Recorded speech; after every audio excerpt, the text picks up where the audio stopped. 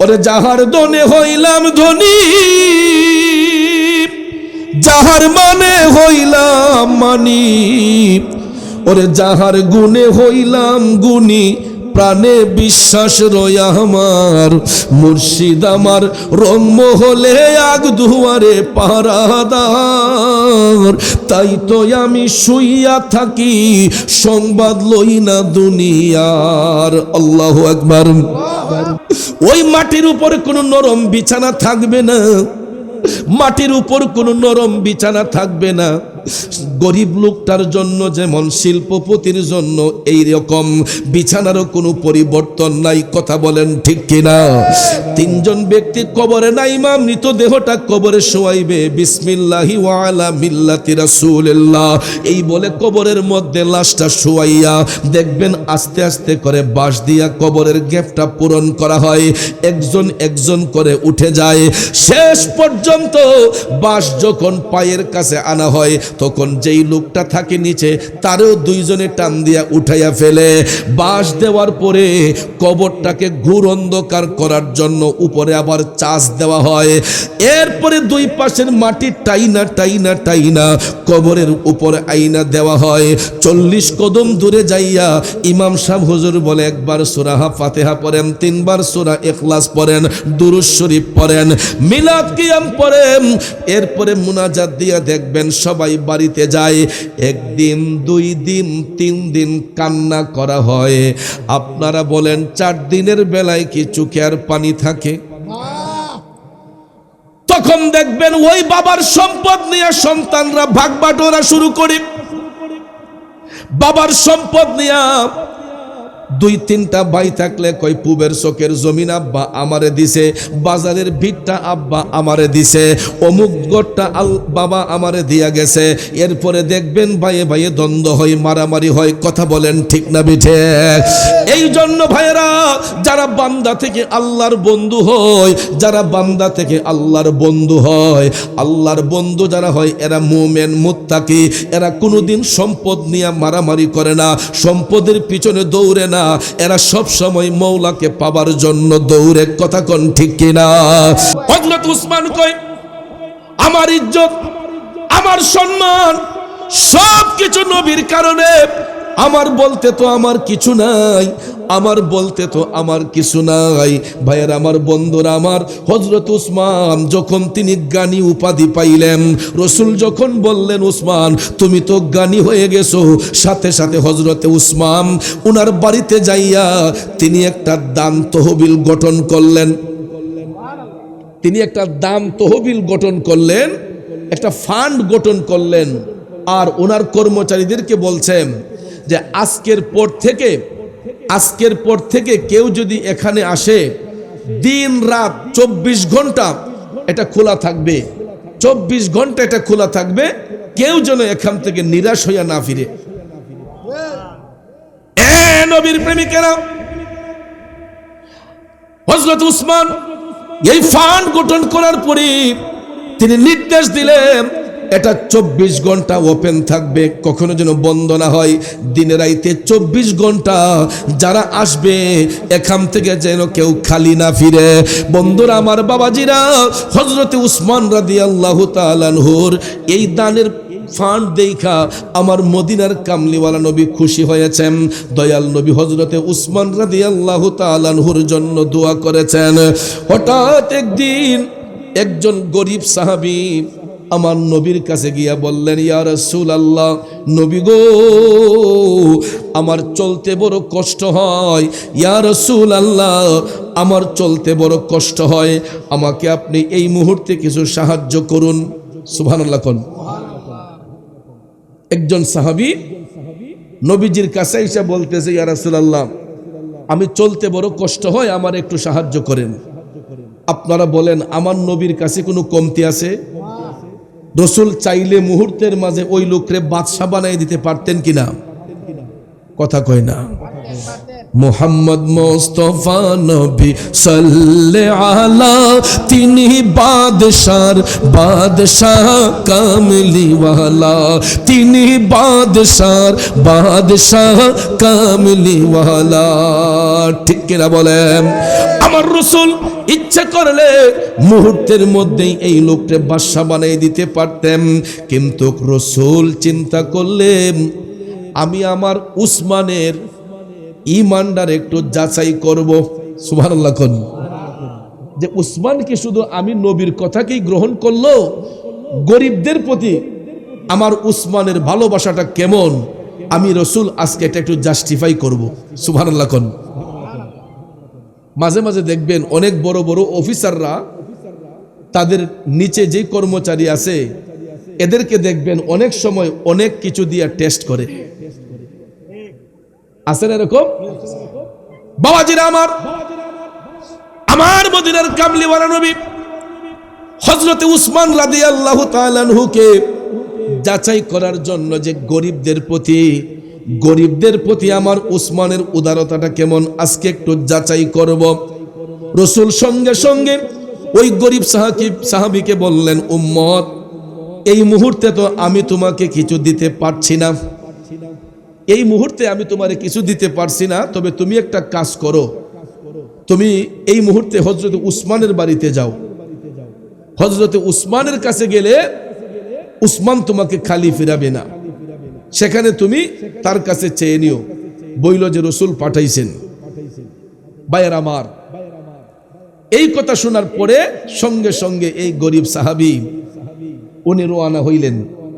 রওনা হইয়া হযরতে উসমান রাদিয়াল্লাহু তাআলা আনহুর বাড়ির কাছে যাইতে না যাইতেই দেখা যাচ্ছে হযরতে উসমান ময়লাযুক্ত খেজুর, বালি মাখা খেজুরগুলা তিনি একটা বালতির মাঝে জমাইতেছেন। ওই লোকটা যখন হযরত উসমানের বাড়িতে গেল, যাইয়া যখন এই অবস্থা দেখছে, কয় হায় হায় রে, নবীজি কার বাইত পাঠাইল রে। এবারে বলে দানশীল, যেই খেজুর আমরা রাস্তাঘাটে ফালাই রাখি এই ময়লা খেজুরটিরে টুকাইয়া বালতিত ভরতাছে, তাই নিয়ে বলে আমরা দান করে নিব। এটা দেখেই সে আর কিছু বলে নাই, হাইটা চলে আসছে হযরতে উসমান রাদিয়াল্লাহু তাআলা আনহুর বাড়ি থেকে নবীজির কাছে আসলো। আল্লাহর হাবিব বললেন, কি ব্যাপার, তুমি কি আমার উসমানের কাছে কিছু পাও নাই? ডাক দিয়ে বলতেছে, নবী গো, আপনার উসমান তো খুবই কৃপণ। নাউজুবিল্লাহ। ইয়া রাসূলুল্লাহ, আপনি কার কাছে পাঠাইলেন? সে তো এত বখিল মানুষ, কৃপণ মানুষ। নবী গো, যেই খেজুরগুলা রাস্তার মাঝে পড়ে আছে, ময়লা বালি মাখা খেজুরগুলা আপনার উসমানে আমি দেখছি এগুলা টুকায়া টুকায়া বালতিতে জমাইতেছে, সে নিজেই খাইবে কি আমারই দিবে কি? ইয়া রাসূলুল্লাহ, এই অবস্থা দেখা আমি তার কাছে কিছু চাইই নাই। আমার নবী মুস্কি মুস্কি হাসতেছেন। রাসূল মুস্কি মুস্কি হেসে দিয়া বললেন, উম্মত তুমি আজকে আবার যাও, তুমি আজকে আবার আমার উসমানের বাড়িতে যাও, তুমি নিশ্চয়ই কোনো ভুল করেছো, আমার উসমান তোমাকে কখনো খালি ফিরাইয়া দিবে না, আবার তুমি আমার উসমানের বাড়িতে যাও। নবীজি আদেশ করছেন, এটাও তো মানতে হবে, ঠিক না বেঠিক? দ্বিতীয় দিন ওই গরিব সাহাবী আবার তিনি হাইটা রওনা হলেন হযরতে উসমান রাদিয়াল্লাহু তাআলা আনহুর বাড়ির দিকে। যাওয়ার পরে ওই দিন বাড়িতে ঢোকার আগেই দেখতেছে হযরতে উসমান রাদিয়াল্লাহু তাআলা আনহু ওনার কর্মচারীদেরকে ধমকাইতেছেন। কি করতেছেন? ধমকাইতেছেন। ধমকানোর কারণে এই লোকে বাড়িতে গিয়ে যখন দেখছে হযরত উসমান ধমকাচ্ছেন, এই ডরে সে আর বাড়ির ভিতরে ঢুকছে না। কই দেখি কেন ধমকাইতেছে। গিয়া দেখতেছে ওনার কর্মচারীরা কুপির শৈলটা বাড়াই দিছে। কুপি চিনছেন নি? আমাদের পোলা পান্ডা এগুলো এখন চিনবে না, আপনারা চিনবেন যারা আমাদের লেভেলের, আমাদের বয়সের। কারণ আগে যখন কারেন্ট ছিল না, তখন সন্ধ্যার আগেই কেরোসিন তেলাই না বাতি জ্বালাইতে হতো, কুপি জ্বালাইতে হতো, ঠিক না ঠিক? তো কুপির শৈলটাটা বাড়াই দিলে কেরোসিন বেশি খাইব না কম খাইব? তেলটা বেশি খাইব না কম খাইব? তো এই শৈলটাটা যখন বাড়াই দিছে, এই কারণে অপচয় করার কারণে হযরত উসমান ওনার কর্মচারীদেরকে ধমকাচ্ছেন। এইটা দীক্ষা এই গরিব সাহাবী কয়, কারবারটা দেখছো নি? তাই নিয়ে বলে ধনী লোক। দেখো তাই নিয়ে বলে ধনী, একটু তেল বেশি খরচ করছে দীক্ষা। এই কর্মচারীর দিকে দমকাইয়া শেষ করে নিতেছে। গোল্ড অফ মদিনা, সুন্নিয়তের অহংকার। ভাইয়ের আমার, ওই কথাটা আল্লাহ রাব্বুল আলামিন সূরা আল ইমরানের মাধ্যমে আমাদেরকে স্মরণ করিয়েছেন। আল্লাহ কয়, ওগো হাবিব, কুল, আপনি বলে দেন, মালিকাল মুলকি তুতিল মুলকা মান তাশা ওয়া তানজিউল মুলকা মিম্মান তাশা। আল্লাহ কয়, হাবিব, আপনি একটু জানাইয়া দেন জগৎবাসীকে যে সমস্ত রাজ্যের মালিক একমাত্র আমি আল্লাহ। আল্লাহ কয়, হাবিব, আপনি বলে দেন, আমি ইচ্ছে করলে কাউকে দিতে পারি, আবার ইচ্ছে করলে কারো কাছ থেকে রাজত্ব কেড়ে আনতে পারি। ক্ষমতা কার? কোনো বাহাদুরি করা যাবে? ভাইয়ের আমার, বন্ধুরা আমার, এই জন্য আল্লাহ রাব্বুল আলামিন সূরা বাকারার 262 নম্বর আয়াতে পাকের মধ্যে স্পষ্ট করে বলে দিয়েছেন, বিসমিল্লাহির রহমানির রহিম الذين ينفقون أموالهم في سبيل الله ثم لا يتبعون। জোরে বলুন, ঘোষণাকার। আল্লাহ রাব্বুল আলামিন বলতেছেন, যারা আল্লাহর পথে নিজেদের ধন সম্পদ খরচ করে, যারা আল্লাহর পথে নিজেদের ধন সম্পদ ব্যয় করে এবং ওই সম্পদ ব্যয় করার পরে তার মধ্যে কোনো অহংকার আসে না, তার মধ্যে কোনো অনুগ্রহ প্রকাশ করে না, ওই ব্যক্তিগুলো যারা মানুষকে কষ্ট দেয় না, যারা মানুষকে দান করার পরে, সম্পদ ব্যয় করার পরে যারা মানুষকে কষ্ট দেয় না, আল্লাহ রাব্বুল আলামিন বলতেছেন ওই সমস্ত ব্যক্তিদের জন্য আল্লাহ পাকের নিকট উত্তম পুরস্কার রয়েছে। জোরে কোন সুবহানাল্লাহ।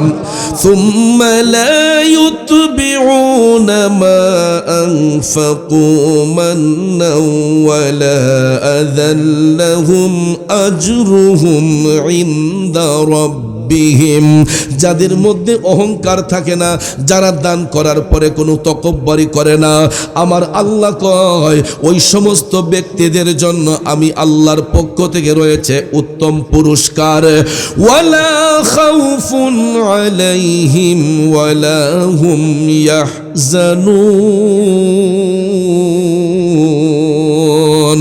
আর প্রকৃতপক্ষে ওই সমস্ত ব্যক্তিদের কোনো ভয় নাই, চিন্তা নাই, কারণ তাদের হেফাজত করবেন কে?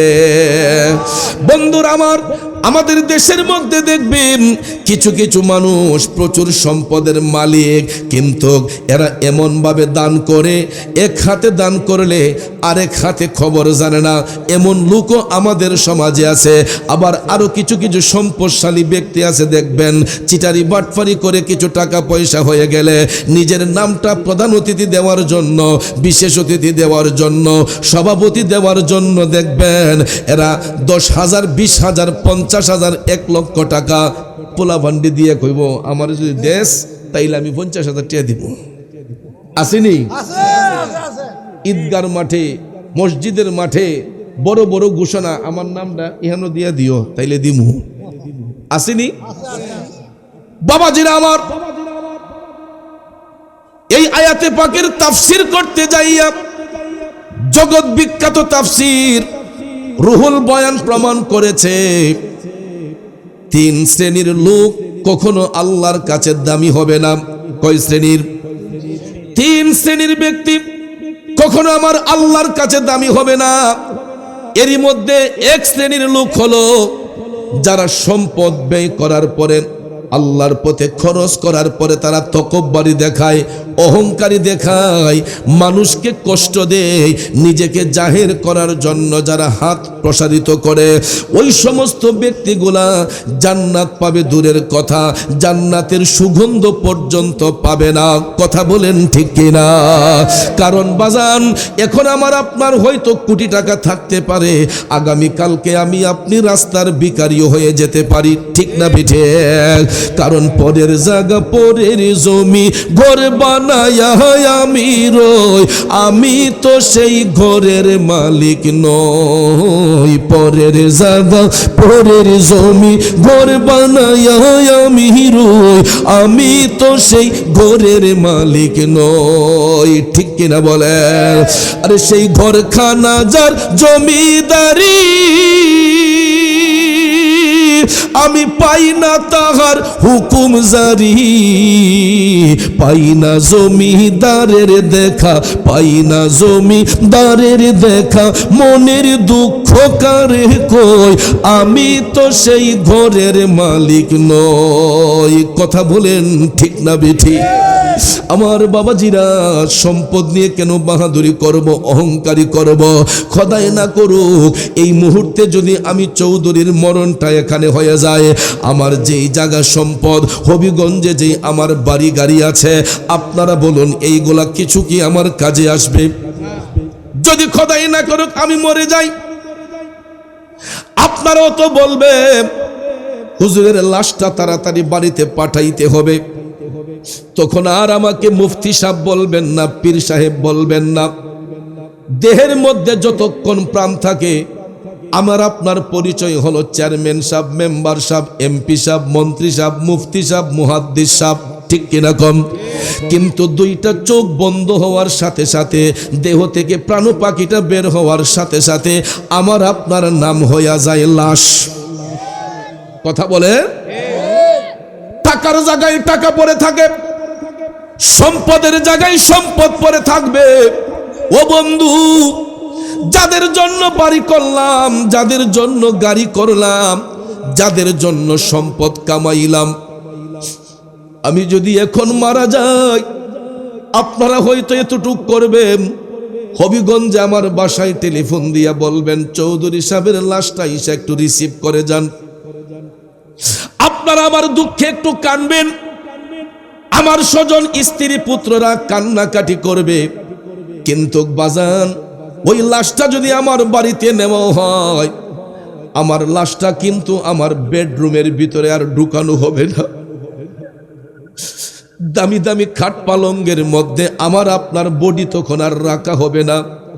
ঘরের বারান্দার মধ্যে হয়তো একটা চাটি বিছাইয়া, না হয় 3টা কলা গাছের টুকরা দিয়া আমার আপনার নিতর দেহটাকে এই পুষ মাস শীতের মধ্যে, মাঘ মাসে শীতের মধ্যে দেখবেন পাতলা একটা চাদর দিয়া কাফন পরানোর আগ পর্যন্ত রাখা হয়। এরপরে দেখবেন সাদা 3 টুকরা মার্কিন কাপড় আনা হয়, বড়ই পাতার গরম জল দিয়া গোসল দিয়া ইমাম সাহেব হুজুর আইসা আমার আপনার গায়ের মধ্যে সেই পোশাকটা লাগাইয়া দিবে। ওই দেহের মধ্যে পোশাকটা লাগানোর পরে আমার আপনার দেহটাকে এমন একটা নির্জন জায়গায় নেওয়া হবে গো, যেই জায়গাটার নাম হলো কবর। ওই কবর দেশের মধ্যে একটা কবর খনন করা হইব। আমরা তো দুনিয়ার মধ্যে বাড়ি করতে যাইয়া আগে সিম্পল দেখি, কথা কোন ঠিক না? বাড়ির ক্যাটালগ দেখি, বাড়িটা কোন ভাবে বানাইলে সুন্দর হবে, বিল্ডিংটা কয়তলা বানাইলে কিভাবে ডিজাইন করলে সুন্দর হবে। আপনারা বলেন আমাদের আসল বাড়ির ডিজাইনের কোনো পরিবর্তন আছে? গরিব ব্যক্তির জন্য যেই ডিজাইন, রাস্তার ফকিরের জন্য যেই ডিজাইন, শিল্পপতি এমপি মন্ত্রীর জন্য একই ডিজাইন। আব্বারে, দুনিয়ার জমিনে বড় লোকরা ঘর বানাইলে দেখবেন কত দামি দামি টাইলস লাগায়, কত মার্বেল পাথর লাগায়। কিন্তু সমাজপতি শিল্পপতি যদি মারা যায়, গরিব লোকটা মারা গেলেও বাঁশঝাড় থেকে বাঁশের টুকরা কিন্তু ঠিকই কাটতে হয়। বাড়ির কাছে বাঁশের ঝাড় না থাকলে বাজার থেকে বাঁশ কিনে আনতে হয়, চাষ কিনে আনতে হয়। ওই মাটির উপরে কোনো নরম বিছানা থাকবে না, মাটির উপর কোনো নরম বিছানা থাকবে না। গরিব লোকটার জন্য যেমন শিল্পপতির জন্য এই রকম বিছানারও কোনো পরিবর্তন নাই। কথা বলেন ঠিক কিনা? তিনজন ব্যক্তি কবরে নাইমা মৃতদেহটা কবরে শোয়াইবে, বিসমিল্লাহি ওয়া আলা মিল্লাতি রাসূলিল্লাহ এই বলে কবরের মধ্যে লাশটা শোয়াইয়া দেখবেন আস্তে আস্তে করে বাঁশ দিয়া কবরের গ্যাপটা পূরণ করা হয়। একজন একজন করে উঠে যায়।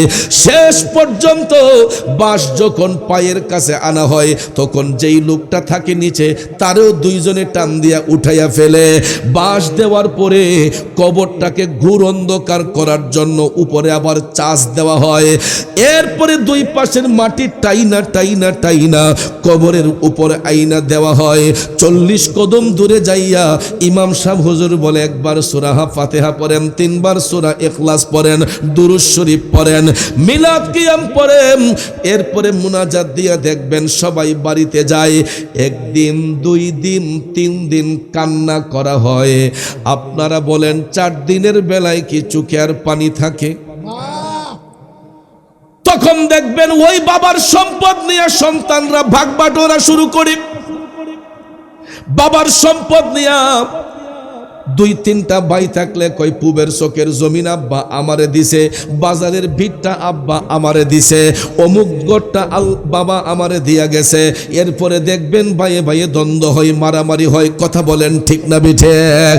এই জন্য ভাইয়েরা, যারা বান্দা থেকে আল্লাহর বন্ধু হয়, যারা বান্দা থেকে আল্লাহর বন্ধু হয়, আল্লাহর বন্ধু যারা হয় এরা মুমিন মুত্তাকি। এরা কোনোদিন সম্পদ নিয়ে মারামারি করে না, সম্পদের পিছনে দৌড়ে না, এরা সব সময় মওলাকে পাবার জন্য দৌড়ে। কথা কোন ঠিক কিনা? যেমন ভাইয়েরা আমার আল্লাহ বলেছেন যারা সম্পদ আল্লাহর পথে ব্যয় করে এবং কোনো মানুষকে কষ্ট দেয় না এবং যারা সহযোগিতা করে, দানের হাত প্রসারিত করে, এরা বান্দা থেকে আল্লাহর বন্ধু হয়। আর এদের জন্য আমার আল্লাহ পুরস্কার নির্ধারণ করে রেখেছেন। এমনই একজন নবীর সাহাবী যিনি কোরআনে পাকের এই আয়াতটা শোনার পরে এত সম্পদের মালিক ছিলেন, অর্ধেকটা পৃথিবী যিনি কিনতে পারতেন। নবীর একজন সাহাবী যিনার নাম হলো হযরতে উসমান যুন নূরাইন রাদিয়াল্লাহু তাআলা আনহু। সুবহানাল্লাহ কোন। আমরা 1-2 কোটি টাকার মালিক হইলে বাপ রে বেটা এদের ফেভারিট হন জানা। ঠিক নিও কাকা? 1-2 কোটি টাকার মালিক হইলে এত লাগে না, মোটামুটি বছরের খোরাকটা গড়ে থাকলে। কিন্তু আমার নবীর গোলামিতে মাশগুল হওয়ার সঙ্গে সঙ্গে ওনার মধ্যে অহংকার, রিয়া বলতে কোনো জিনিস ছিল না। এত সম্পদের মালিক হওয়ার পরেও হযরতে উসমান রাদিয়াল্লাহু তাআলা আনহুর মধ্যে বিন্দু মাত্র কোনো রিয়া ছিল না, ফখর ছিল না। বাজানো, ইসলামের প্রথম যুগে যখন একটা যুদ্ধ সংগঠিত হয়েছিল, ওই যুদ্ধটার নাম হচ্ছে তাবুকের যুদ্ধ। কিসের যুদ্ধ? ওই মুহূর্তে মুসলমান নবীর উম্মত যারা ছিলেন, সাহাবী যারা ছিলেন, তাদের অর্থ সংকট ছিল। তাবুকের যুদ্ধ যখন শুরু হয়েছিল তখন মদিনা শরীফের মধ্যে অর্থ সংকট ছিল। আমাদের দেশও দেখবেন কিছু কিছু সময়ে আমরা অর্থনৈতিক ক্রাইসিসে পড়ে যাই যখন চৈত্র মাস আসে। ঠিক না ঠিক? ফাল্গুন চৈত্র মাসও দেখবেন গৃহস্থের হাত খালি হয়ে যায়। জমিন চাষাবাদ করতে করতে ফসল উঠানোর আগ পর্যন্ত আমাদের অনেকের হাতে টাকা পয়সা থাকে না। বিশেষ করে এটা আমাদের ভাটি এলাকায় যারা বৈশাখী ফসলের মৌসুম নিয়ে যারা সবসময় ব্যস্ত থাকে। ঠিক কিনা বলেন? এই টাইমটা থেকে আমরা অর্থ সংকটে পড়ি না। অনেক মানুষ দেখবেন ফাল্গুন চৈত্র মাস আসলে তখন তাদের একটা অর্থ সংকট হয়। তো আরব দেশের মধ্যেও যখন গ্রীষ্মকাল আসতো তখন তাদের একটা অর্থ সংকট পড়তো। বাবাজিরা আমার, তাবুকের যুদ্ধ যখন সংগঠিত হবে, সাহাবায়ে কেরাম অর্থ শূন্য। আমার মদিনার কামলিওয়ালা নবী চিন্তা করলেন এই যুদ্ধে যদি মুসলমানদের পক্ষে বিজয় না আসে, আমার উম্মতরা ধ্বংসের দিকে চলে যাবে, লজ্জিত হয়ে যাবে। হঠাৎ করে দয়াল নবী সমস্ত সাহাবায়ে কেরামকে একত্রিত করলেন। একত্রিত করার পরে দয়াল নবী আমার সাহাবায়ে কেরামের উদ্দেশ্যে ভাষণ দিয়ে বলতেছেন, আজকের এই ময়দানে তোমরা যে যত বেশি খরচ করবা হাসরের ময়দানে আল্লাহ রাব্বুল আলামিন এই পরিমাণ পুরস্কার তোমাদেরকে দান করবে।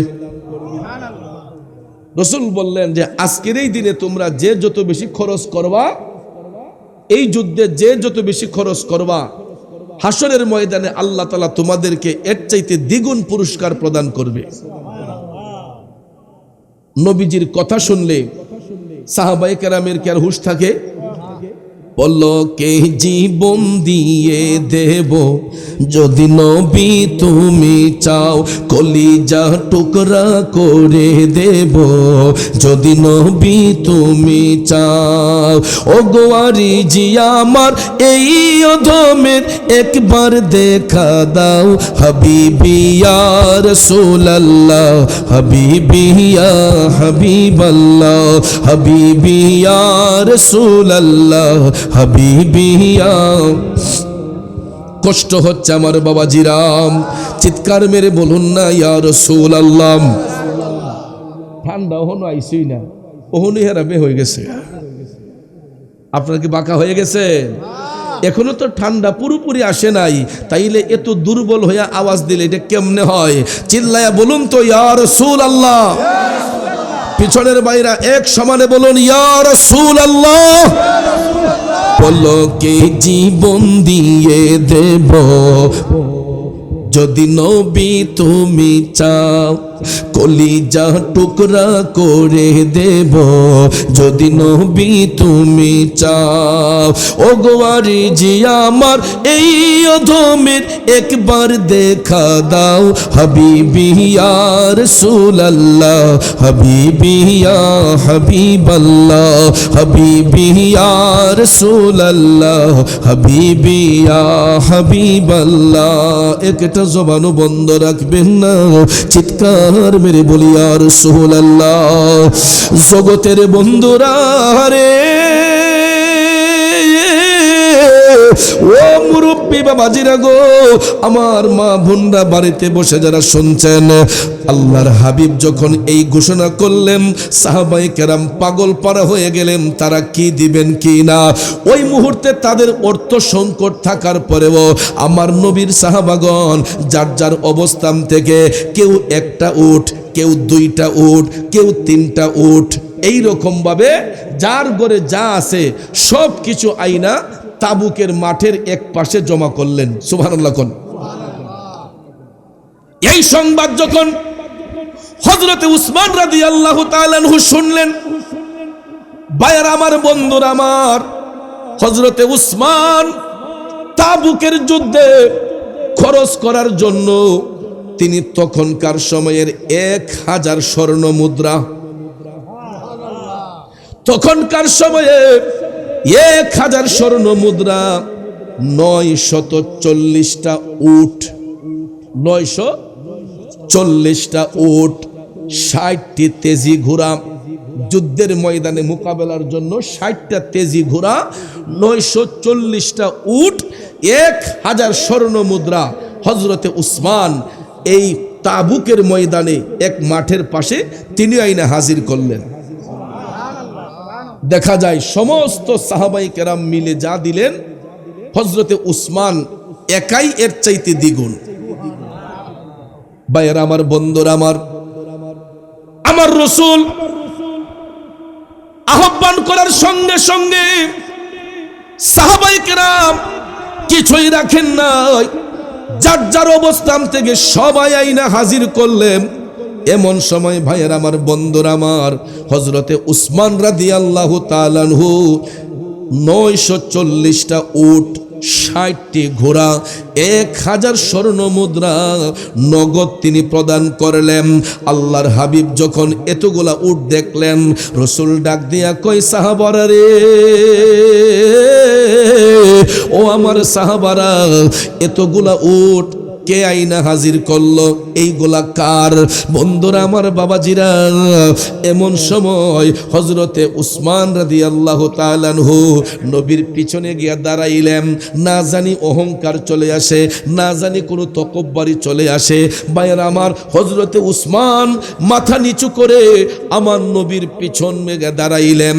রাসূল যখন বললেন এতগুলা উট কে দান করলো, হঠাৎ করে একজন সাহাবী ডাক দিয়া কয়, নবী গো, ইয়া রাসূলুল্লাহ, আমাদের সবার ঘরে এখন অর্থনৈতিক ক্রাইসিস, এরপরও নবী গো, আমরা সামর্থ্য অনুসারে এই সাইডের গুলা আমরা সবাই আনছি, আর এখানে 940টা উট, 60টি ঘোড়া আর এই 1000 স্বর্ণ মুদ্রা দান করেছেন আপনার সাহাবী হযরতে উসমান যুন্নুরাইন।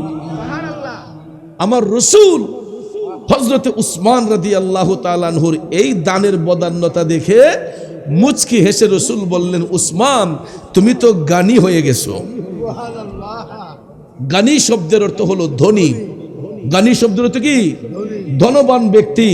রাসূল বলতেছেন, উসমান, তুমি তো জ্ঞানী হয়ে গেছো। সুবহানাল্লাহ কন্যা। হযরতে উসমান এই কথা শোনার পরে খুশি হওয়ার কথা না বেজার হওয়ার কথা? তিনি মনে মনে খুশি, কিন্তু তিনি টপ টপ করে চোখের পানি ছেড়ে কান্না করতেছেন। ইয়া রাসূলুল্লাহ, নবী গো, এত বড় উপাধি আমি উসমানকে দিলেন, আমি ইসলামের জন্য কি করতে পারি ইয়া রাসূলুল্লাহ? তখন তিনি টপ টপ করে চোখের পানি ছেড়ে কান্না করতেছেন। ওরে যাহার দনে হইলাম ধনী, যাহার মানে হইলাম মানি। খারাপ লাগে বাজান? ভাত খাইলে, ফল খাইলে পেটের ক্ষুধা নিবারণ হয়, আর আল্লাহ নবীর শান গাইলে রুহের ক্ষুধা নিবারণ হয়। তো পেটের ক্ষুধাও নিবারণ করতে হবে, রুহের ক্ষুধাও নিবারণ করতে হবে, ঠিক কিনা? এই জন্য আমার রাসূল বলছেন যে অত পেট ভরে খাইও না, খাওয়ানটাও হিসেব করে খাইতে হবে। রাসূল বলেছেন পেটটারও 3 ভাগে ভাগ করে নিও। 1 ভাগে রাখবা দুনিয়াবি খাবার, আরেক ভাগে রাখবা পানি, আর আরেক ভাগে রাখবা মৌলার জিকির। এই জন্য বাবাজিরা, ভাত খাইলে, ফল খাইলে পেটের ক্ষুধা নিবারণ হয়, আল্লাহ নবীর জিকির করলে, নবী ওলির শান গাইলে রুহের ক্ষুধা নিবারণ হয়। ওরে যাহার দনে হইলাম ধনী, যাহার মানে হইলাম মানি। ওরে যাহার গুণে হইলাম গুণী, প্রাণে বিশ্বাস রয়া আমার, মুর্শিদ আমার রংমহলে আগ দুয়ারে পাহারাদার।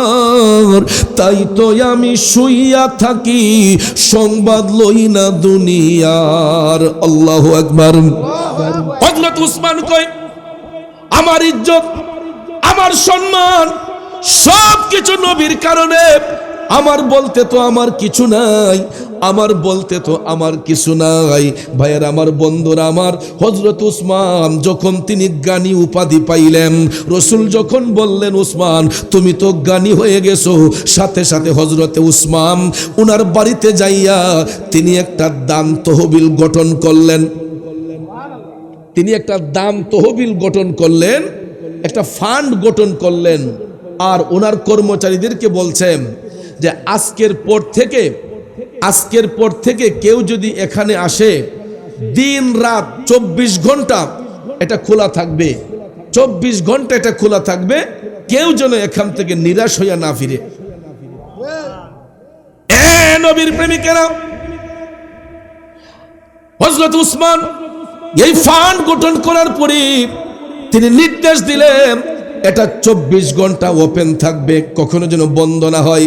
দিনে রাইতে 24 ঘন্টা যারা আসবে এখান থেকে যেন কেউ খালি না ফিরে। বন্ধুরা আমার, বাবাজিরা, হযরতে উসমান রাদিয়াল্লাহু তাআলা আনহুর এই দানের ফান্ড দেখা আমার মদিনার কামলিওয়ালা নবী খুশি হয়েছেন। দয়াল নবী হযরতে উসমান রাদিয়াল্লাহু তাআলা আনহুর জন্য দোয়া করেছেন। হঠাৎ একদিন একজন গরিব সাহাবী আমার নবীর কাছে গিয়া বললেন, ইয়া রাসূলুল্লাহ, নবী গো, আমার চলতে বড় কষ্ট হয়। ইয়া রাসূলুল্লাহ, আমার চলতে বড় কষ্ট হয়, আমাকে আপনি এই মুহূর্তে কিছু সাহায্য করুন। সুবহানাল্লাহ কোন। একজন সাহাবী নবীজির কাছে এসে বলতেছে, ইয়া রাসূলুল্লাহ, আমি চলতে বড় কষ্ট হয়, আমার একটু সাহায্য করেন। আপনারা বলেন, আমার নবীর কাছে কোনো কমতি আছে? রাসূল চাইলে মুহূর্তের মাঝে ওই লোকরে বাদশা বানাই দিতে পারতেন কিনা? কথা কয় না। মুহাম্মদ মুস্তাফা নবী সাল্লাল্লাহু আলা, তিনি বাদশার বাদশাহ কামলিওয়ালা, তিনি বাদশার বাদশাহ কামলিওয়ালা। ঠিক কিনা বলেন? আমার রাসূল ইচ্ছা করলে মুহূর্তের মধ্যেই এই লোককে বাদশা বানাই দিতে পারতেন, কিন্তু রাসূল চিন্তা করলেন, আমি আমার উসমানের ঈমানদার একটু যাচাই করব। সুবহানাল্লাহ কোন। যে উসমান কি শুধু আমি নবীর কথাকেই গ্রহণ করলো, গরিবদের প্রতি আমার উসমানের ভালোবাসাটা কেমন, আমি রাসূল আজকে এটা একটু জাস্টিফাই করব। সুবহানাল্লাহ কোন। মাঝে মাঝে দেখবেন অনেক বড় বড় অফিসাররা তাদের নিচে যে কর্মচারী আছে এদেরকে দেখবেন অনেক সময় অনেক কিছু দিয়ে টেস্ট করে। আছে না এরকম? বাবাজিরা আমার, আমার মদিনার কামলিওয়ালা নবী হযরতে উসমান রাদিয়াল্লাহু তাআলা আনহুকে যাচাই করার জন্য যে গরিবদের প্রতি আমার উসমানের উদারতাটা কেমন আজকে একটু যাচাই করব। রাসূল সঙ্গে সঙ্গে ওই গরিব সাহাবীকে বললেন, উম্মত, এই মুহূর্তে তো আমি তোমাকে কিছু দিতে পারছি না, এই মুহূর্তে আমি তোমারে কিছু দিতে পারছি না, তবে তুমি একটা কাজ করো, তুমি এই মুহূর্তে হযরত উসমানের বাড়িতে যাও। হযরত উসমানের কাছে গেলে উসমান তোমাকে খালি ফিরাবে না, সেখানে তুমি তার কাছে চেয়ে নিও, বইল যে রাসূল পাঠাইছেন। ভাইয়ের আমার, এই কথা শোনার পরে সঙ্গে সঙ্গে এই গরিব সাহাবী উনি রওনা হইলেন। রওনা হইয়া হযরতে উসমান রাদিয়াল্লাহু তাআলা আনহুর বাড়ির কাছে যাইতে না যাইতেই দেখা যাচ্ছে হযরতে উসমান ময়লাযুক্ত খেজুর, বালি মাখা খেজুরগুলা তিনি একটা বালতির মাঝে জমাইতেছেন। ওই লোকটা যখন হযরত উসমানের বাড়িতে গেল, যাইয়া যখন এই অবস্থা দেখছে, কয় হায় হায় রে, নবীজি কার বাইত পাঠাইল রে? এবারে বলে দানশীল, যেই খেজুর আমরা রাস্তাঘাটে ফালাই রাখি, এই ময়লা খেজুরটিরে টুকাইয়া বালতিত ভরতাছে, তাই নিয়ে বলে আমরা দান করে নিব। এটা দেখেই সে আর কিছু বলে নাই, হাইটা চলে আসছে হযরত উসমান রাদিয়াল্লাহু তাআলা আনহুর বাড়ি থেকে নবীজির কাছে আসলো। আল্লাহর হাবিব বললেন, কি ব্যাপার, তুমি কি আমার উসমানের কাছে কিছু পাও নাই? ডাক দিয়ে বলতেছে, নবী গো, আপনার উসমান তো খুবই কৃপণ। নাউজুবিল্লাহ। ইয়া রাসূলুল্লাহ, আপনি কার কাছে পাঠাইলেন? সে তো এত বখিল মানুষ, কৃপণ মানুষ। নবী গো, যে খেজুরগুলা রাস্তার মাঝে পড়ে আছে, ময়লা বালি মাখা খেজুরগুলা আপনার উসমানে আমি দেখছি, এগুলা টুকায়া টুকায়া বালতিতে জমাইতেছে, সে নিজেই খাইবে কি আমারই দিবে কি? ইয়া রাসূলুল্লাহ, এই অবস্থা দেখা আমি তার কাছে কিছু চাইই নাই। আমার নবী মুস্কি মুস্কি হাসতেছেন। রাসূল মুস্কি মুস্কি হেসে দিয়া বললেন, উম্মত, তুমি আজকে আবার যাও, তুমি আজকে আবার আমার উসমানের বাড়িতে যাও, তুমি নিশ্চয়ই কোনো ভুল করেছো, আমার উসমান তোমাকে কখনো খালি ফিরাইয়া দিবে না, আবার তুমি আমার উসমানের বাড়িতে যাও। নবীজি আদেশ করছেন, এটাও তো মানতে হবে, ঠিক না ঠিক? দ্বিতীয় দিন ওই গরিব সাহাবী আবার তিনি হাইটা রওনা হলেন হযরতে উসমান রাদিয়াল্লাহু তাআলা আনহুর বাড়ির দিকে। যাওয়ার পরে ওই দিন বাড়িতে ঢোকার আগেই দেখতেছে হযরতে উসমান রাদিয়াল্লাহু তাআলা আনহু ওনার কর্মচারীদেরকে ধমকাইতেছেন। কি করতেছেন? ধমকাইতেছেন। ধমকানোর কারণে এই লোকে বাড়িতে গিয়ে যখন দেখছে হযরত উসমান ধমকাচ্ছেন, এই ডরে সে আর বাড়ির ভিতরে ঢুকছে না, কই দেখি কেন দমকাইতেছে। গিয়া দেখতেছে ওনার কর্মচারীরা কুপির শৈলটা বাড়াই দিছে। কুপি চিনছেন নি? আমাদের পোলা পান্ডা এগুলো এখন চিনবে না, আপনারা চিনবেন যারা আমাদের লেভেলের, আমাদের বয়সের। কারণ আগে যখন কারেন্ট ছিল না তখন সন্ধ্যার আগেই কেরাসিন তেলাই না বাতি জ্বালাইতে হতো, কুপি জ্বালাইতে হতো, ঠিক না ঠিক? তো কুপির শৈলটাটা বাড়াই দিলে কেরাসিন বেশি খাইব না কম খাইব? তেলটা বেশি খাইব না কম খাইব? তো এই শৈলটাটা যখন বাড়াই দিছে, এই কারণে অপচয় করার কারণে হযরত উসমান ওনার কর্মচারীদেরকে ধমকাচ্ছেন। এইটা দীক্ষা এই গরিব সাহাবী কয় কারবারটা দেখছো নি? তাই নিয়ে বলে ধনী লোক।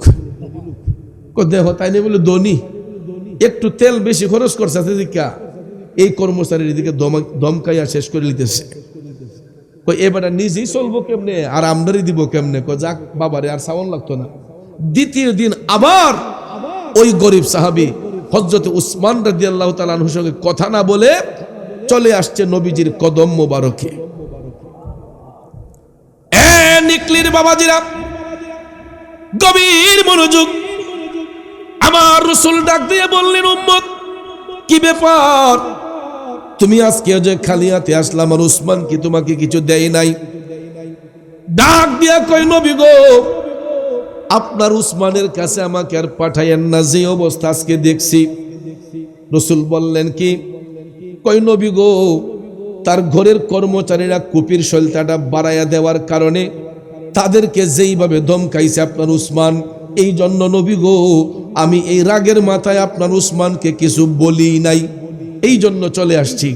নবীজি আবারও মুস্কি হাসতেছেন, সুবহানাল্লাহ। এমন দয়ালো নবী আমরা কোথায় গেলে পাবো রে? বাবাজিরা, রাসূল তৃতীয় দিন আবার বললেন, উম্মত তুমি নিশ্চয়ই বড় ধরনের কোনো ভুল করতেছ, যাও তুমি আজকে আবার যাও আমার উসমানের কাছে গিয়া কিছু চাও। তখন তৃতীয় দিন আবার যাক আজকেই শেষমেশ, আর যাইতাম না। তৃতীয় দিন যখন নবী পাঠাইলে, তৃতীয় দিন ওই লোক আবার গেছে গিয়া উসমান রাদিয়াল্লাহু তাআলা আনহুর বাড়ির কাছে গিয়েই দেখতেছে উনি তুলা জেনে জাল দিয়া ঘুরছে, জালের ছিদ্র দিয়া তুলাগুলা উঠতেছে। হযরত উসমান এই তুলাডিরে জমাইতেছেন, কর্মচারীদেরকে নিয়ে তুলাডিরে জমাইতেছেন। এই লোকে দীক্ষা কই, দেখছো নি কারবারটা? তুলা একটা পাতলা জিনিস, এটা উঠতেছে, ইটারও কাব্য জমাইতেছে, তাই না বলে দানশীল। এই দৃশ্য দেখার পরে তৃতীয় দিন আবার এই লোক নবীজির কদম মোবারকে গেছে। আমার রাসূল ডাক দিয়ে বললেন, কি ব্যাপার উম্মত, তুমি আজকেও খালি হাতে আসলা? কই নবী গো, আমি আজকে যে অবস্থা দেখলাম, এই অবস্থা দেখা আপনার উসমান যে দানশীল এটা আমি একবারে হারিয়ে ফেলছি। নবী গো, পাতলা তুলা জালের ছিদ্র দিয়ে উড়ে যাচ্ছে, আপনার উসমান এই তুলাগুলা জমাইতেছে তার কর্মচারীদেরকে নিয়ে, সে নিজেই চলবে কেমনে, আমারে দিবে কেমনে? আমার রাসূল বললেন, আচ্ছা বলো তো, তুমি যে 3 দিন গেলা, এই 3 দিনের ভিতরে আমার উসমানের সাথে কোনো একদিন কি তোমার কথা হয়েছে? কই ইয়া রাসূলুল্লাহ, আমি তো কথা বলি নাই, এই অবস্থা দেখতে আমি চলে আসছি, আপনার উসমানের সাথে আমি কথা বলি নাই ইয়া রাসূলুল্লাহ। আমার রাসূল তখন বললেন, তুমি বড় ধরনের ভুল করেছো, বিয়াদবি করেছো। হে উম্মত, তুমি আমার উসমান সম্পর্কে বুঝবা কি, জানবা কি? তুমি তো এখনো আমার উসমানকে সালামি প্রদান করো নাই, তুমি তো আমার উসমানকে এখনো সালাম বিনিময় করো নাই, আমার উসমান সম্পর্কে তোমার ধারণা হইব কেমনে? সুবহানাল্লাহ কোন। রাসূল বললেন, তুমি তো এখনো সালামি বিনিময় করো নাই। মুসলমানদের পরিচয় হলো আগে পরস্পর সাক্ষাৎ হলে সালাম বিনিময় করতে হবে, ঠিক না ঠিক? এরপরে কুশল বিনিময়, আগে সালাম এরপরে কালাম। আগে আসসালামু আলাইকুম, আমি হবিগঞ্জ থেকে নিকলি এসেছি, আপনার সাথে চিনা নাই জানা নাই, প্রথম পরিচয় হবে কিভাবে? আসসালামু আলাইকুম। তারপরে হাতটা বাড়াবো, মুসাফা করব, ভাই কেমন আছেন? ওই ভদ্রলোক বলবে আপনার বাড়ি কোথায়, আমি বলবো হবিগঞ্জে। ভাই আপনার বাড়ি? উনি হয়তো বলবে আমি নিকলিরি। তখন ভাইয়ের আমার আপনি কি করেন না করেন এই আস্তে আস্তে হাল বৃত্তান্ত সব কিছু জানা যায়। যখন আমি কথাই বললাম না, তাইলে আমার বাড়ি কই, রাজশাহী না বগুড়া না সিলেট হবিগঞ্জে, এটা জানবো কিভাবে? ঠিক না ঠিক? আমার রাসূল বললেন আপনি যান, এবার যাইয়া আমার উসমানকে সালাম দেন। সালাম দেওয়ার পরে বলবেন আমাকে দয়াল নবী আপনার কাছে পাঠাইছেন। চতুর্থ দিন ওই গরিব সাহাবী আবার আমার নবীজির কথা মোতাবেক হাইটা হাইটা হাইটা হযরতে উসমান রাদিয়াল্লাহু তাআলা আনহুর বাড়ির সামনে আসতেই হযরতে উসমান রাদিয়াল্লাহু তাআলা আনহুকে তাল্লাশ করলো। করার সঙ্গে সঙ্গে হযরতে উসমান হুজরা শরীফের দরজা খুলে বের হলেন। নবীর সাহাবী হযরতে উসমান রাদিয়াল্লাহু তাআলা আনহু দরজা খোলার সাথে সাথেই সালাম দিলেন, আসসালামু আলাইকুম ওয়া রাহমাতুল্লাহ। ভদ্রলোক অবাক, সালাম দিতাম আমি, দিয়ে দিছে আগে উনি। হযরতে উসমান সালাম দেওয়াতে সম্মান কমছে না বাড়ছে? বাড়ছে না কমছে? সালাম দেওয়ার পরে ওই ভদ্রলোক সালামের জবাব দিয়ে তিনি বললেন যে হুজুর আমি তো আরো 3 দিন আপনার বাড়িতে আসছি। উসমান বললেন আপনি যে আরো 3 দিন আসছেন, আমি তো আপনাকে দেখেছি, আমি তো আপনাকে খুঁজতেছি, আপনি 3 দিন আমার বাড়িতে আসছেন, কিন্তু আমি যখন আপনাকে তাল্লাশ করতে যাই গিয়ে দেখি আপনি আমার সীমানার ভিতরেই নাই। এবার বলুন আপনি কোথা থেকে আসছেন? সাহাবী বলতেছে আমি দয়াল নবীর কদম মোবারক থেকে আপনার কাছে এসেছি। এ বন্ধু, সাহাবী যখন বললেন হযরত উসমানকে যে হুজুর আমি দয়াল নবীর কদম মোবারক থেকে এসেছি, দয়াল নবী আমারে পাঠাইছেন, হযরতে উসমান টপ টপ করে চোখের পানি ছাইরা তিনি কান্না শুরু করে দিয়া তাড়াতাড়ি করে ওই গরিব সাহাবীকে উনি ভিতরে নিয়ে গেলেন, শান শৌকতে বসাইলেন যাতে করে উনার কষ্ট না হয়। হযরতে উসমান বলতেছেন দয়াল নবী আপনারে পাঠাইছেন, আমি কি দিয়ে আপনারে খুশি করতে পারি? ওই গরিব সাহাবী কই আমি চলতে বড় কষ্ট হয়, আমাকে কিছু দান করেন। রাসূল বলেছেন আপনার কাছে আসলে নাকি কোনো কমতি হবে না, আপনি নাকি আমাকে দান করবেন। হযরত উসমান চিন্তা করলেন কি করা যায় রে, দয়াল নবী পাঠাইছে, তারে কেমনে আমি সাহায্য করি। তখন এই গবেষণা করতে করতে হযরত উসমান চোখ খুলে দেখতেছেন একটা সরু রেখার মতো দেখা যায় বিশাল বড় একটা উটের কাফেলা, বিশাল বড় একটা উটের কাফেলা বাণিজ্য শেষ করে উসমানের বাড়ির দিকে আসতেছে। অনেকক্ষণ দৃষ্টিপাত করে উসমান দেখলেন উনার উটগুলোই আসতেছে। তখন সিওরিটির জন্য ওই গরিব সাহাবীকে বললেন এই যে উটগুলা একটা সরু রেখা দেখা যায়, আপনি কি দেখতেছেন? হুজুর এটা তো সরু রেখা না, একটা উটের কাফেলা আসতেছে। হযরত উসমান বললেন আপনি কি শিওর? বলতেছে হ্যাঁ হুজুর, একটা বড় উটের কাফেলা আসতেছে।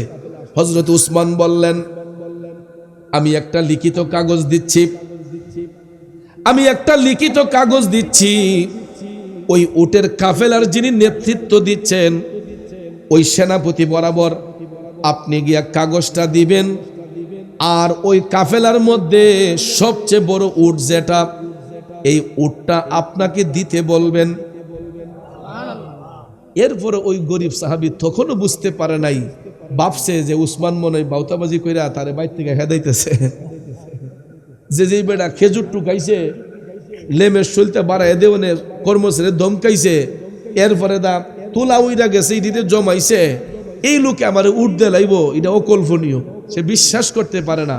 কিন্তু আবার ভাবছে যে একটা দলিল যেহেতু আছে, যদি উসমানে উঠ না দেয় তাইলে তো উনার লেখা দলিলটা এটা নিয়ে নবীজির কাছে দিতে পারবো। ঠিক না ঠিক? ভাইয়েরা আমার, হযরত উসমান সেনাপতি বরাবর সালাম দিয়ে বললেন এক ভদ্রলোককে আমি পাঠাচ্ছি, কাফেলার সবচেয়ে বড় উট উনাকে আপনি প্রদান করবেন।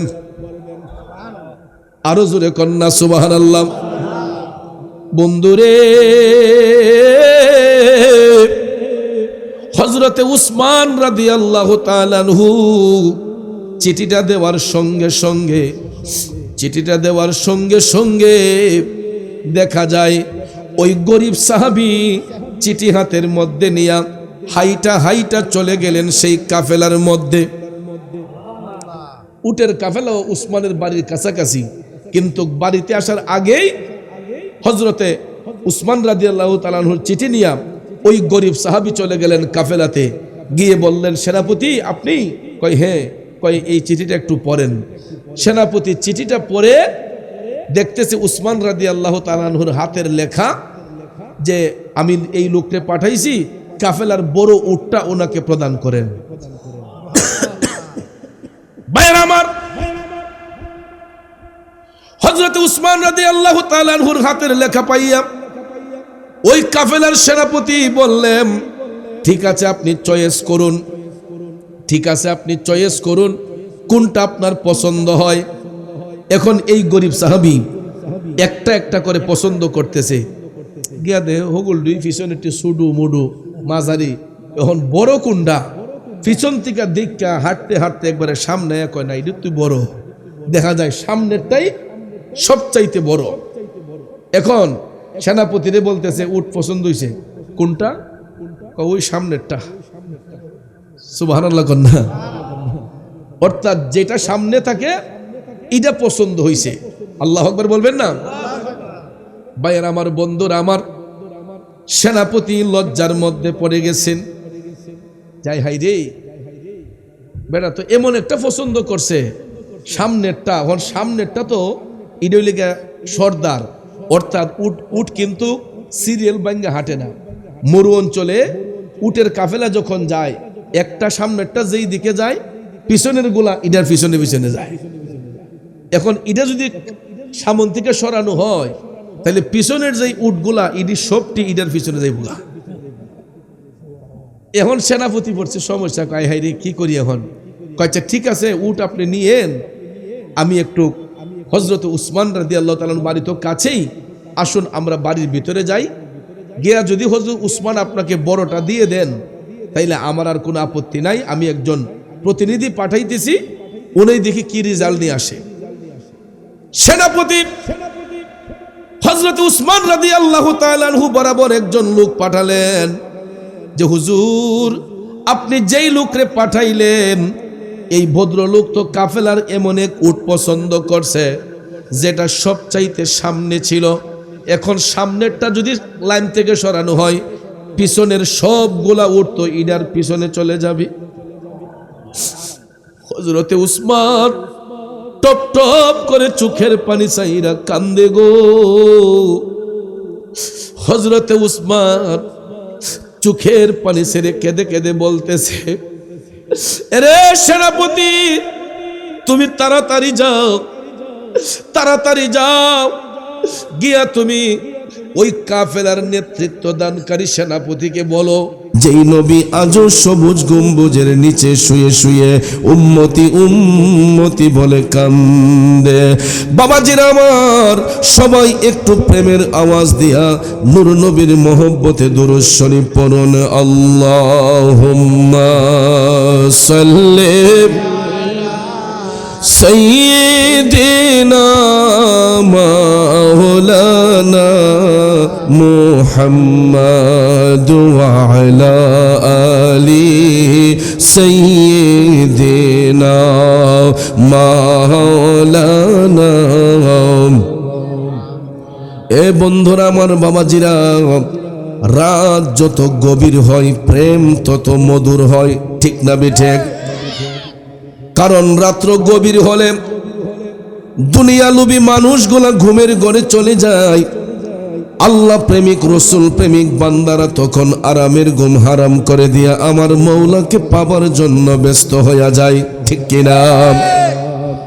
রাত গভীর হলে মুমিন বান্দাদের ঈদ শুরু হয়, কারণ তারা গোপনে আমার মৌলার সঙ্গে প্রেমের কালেকশন ফিট করে।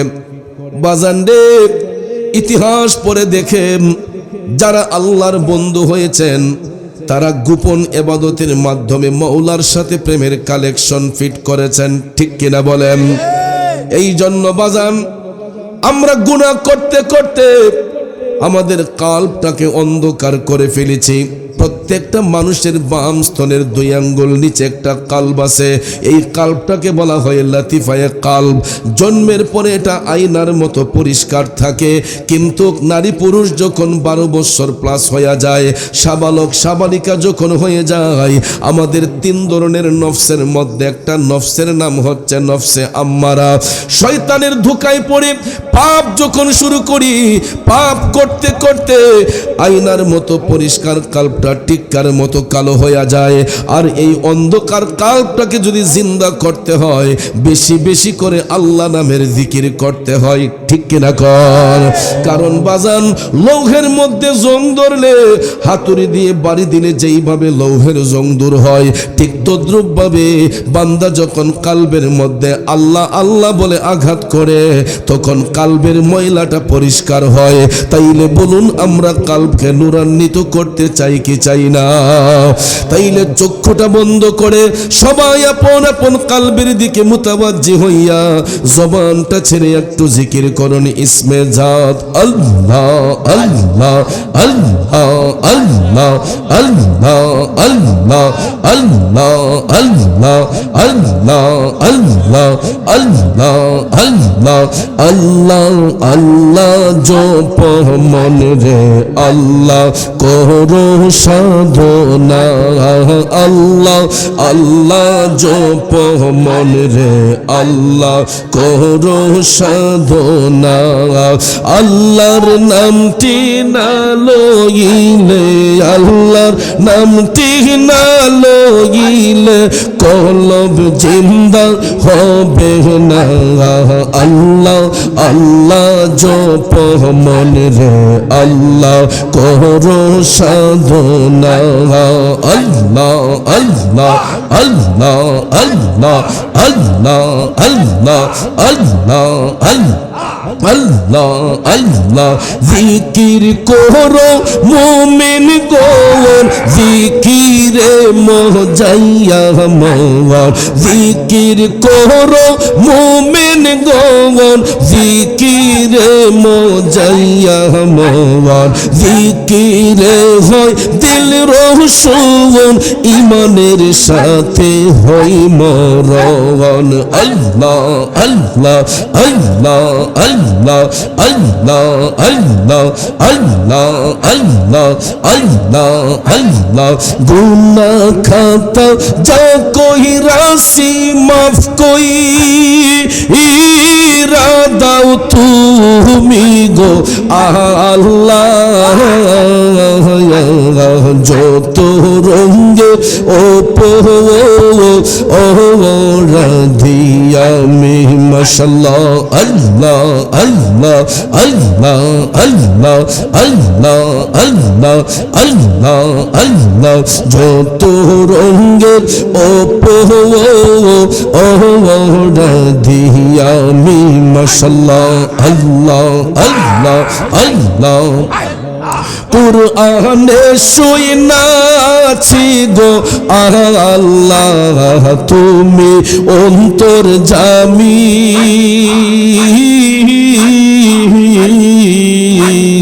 মারহাবা মাশাআল্লাহ কুরআনে শুনাছি গো আল্লাহ তুমি অন্তর্যামী তোমার মতো এই জগতে আর কে আছে দামি গো আল্লাহ যত রঙ্গের রাধিয়া মে মারহাবা আল্লাহ আল্লাহ আল্লাহ আল্লাহ আল্লাহ আল্লাহ আল্লাহ আল্লাহ যত রঙ্গের রাধিয়া মে মারহাবা মারহাবা আল্লাহ আল্লাহ আল্লাহ আল্লাহ আল্লাহ আল্লাহ আল্লাহ আল্লাহ আল্লাহ আল্লাহ আল্লাহ আল্লাহ আই মোহাম্মদ কামলি ওয়ালা আই রে আমার বুকে আয় আই মোহাম্মদ কামলি ওয়ালা আই রে আমার বুকে আয় আল্লাহ আল্লাহ ডাকে যে তোর পাগলেরা দয়াল রে ও দয়াল রে ডাকে যে তোর পাগলেরা শান্তি দে মোর কলি যায় আই মোহাম্মদ কামলি ওয়ালা আই রে আমার বুকে আয় আল্লাহ আল্লাহ আল্লাহ আল্লাহ চাঁদ সূরজার গ্রহ তারা জিন ইনসানার ফেরেশতারা চাঁদ সূরজার গ্রহ তারা দয়াল রে ও দয়াল রে চাঁদ সূরজার গ্রহ তারা জিন ইনসানার ফেরেশতারা দিন রজনী চাইছে তারা ফুল তুলে দিতে গোলায় আই মোহাম্মদ কামলি ওয়ালা আই রে আমার বুকে আয় আই মোহাম্মদ কামলি ওয়ালা আই রে আমার বুকে আয় আল্লাহ আল্লাহ আল্লাহ আল্লাহ আল্লাহ আল্লাহ আল্লাহ আল্লাহ আল্লাহ আল্লাহ আল্লাহ আল্লাহ আল্লাহ